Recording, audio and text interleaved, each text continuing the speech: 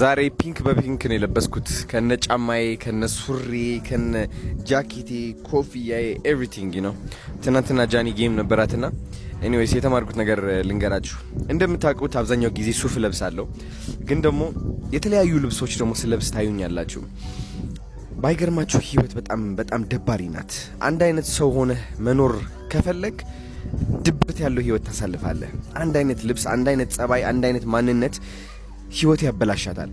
ህይወት ጣፋጭ የምትሆነው ብዙ ነገሮች ሲኖሩ ነው። ብዙ ነገሮች ማጣጣም ስትችል ነው። ተረዳችሁኝ?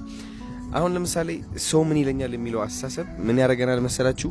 የፈለግነውን ነገር ከመምረጥ ያቆመናል። ባለባበስ ይሁን በጸባይ ይሁን በሁሉም ነገራችን በምንመርጣቸው ነገሮች ሰው ምን ይለኛል፣ ይስቁብኛል ወይ፣ ያለኝን ያ የመሰረትኩት ፍቅር፣ ክብር፣ መወደድ አጣ ይሆን ወይ የሚለው ሐሳብ ምን ያደርገናል? እንዳንንቀሳቀስ ያደርገናል። አንድ መንገድ ብቻ ይዘን እንድንራመድ ነው የሚያደርገን። አይ ቲንክ የሰው ፍቅር ገደል ይግባ።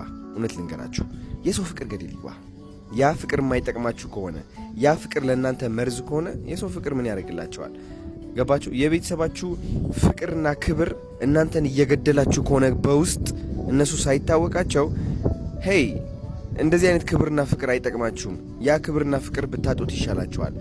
ተረዳችሁኝ? ማህበረሰባችሁም ቢሆን በማትፈልጉት ማንነት በማትፈልጉት ስብዕና ተከብራችሁ ተፈቅራችሁ ከምትኖሩ በምትፈልጉት ማንነትና ስብዕና እየተጠላችሁ ብትኖሩ ይሻላችኋል።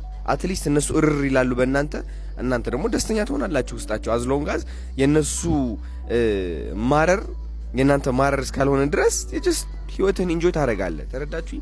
ስለዚህ ህይወት ኤክስፒሪየንስ አድርጓት፣ ህይወትን ኑሯት በተለያየ መንገድ በተለያየ ማንነት። 444 ፋሚሊ አይ ላቭ ዩ።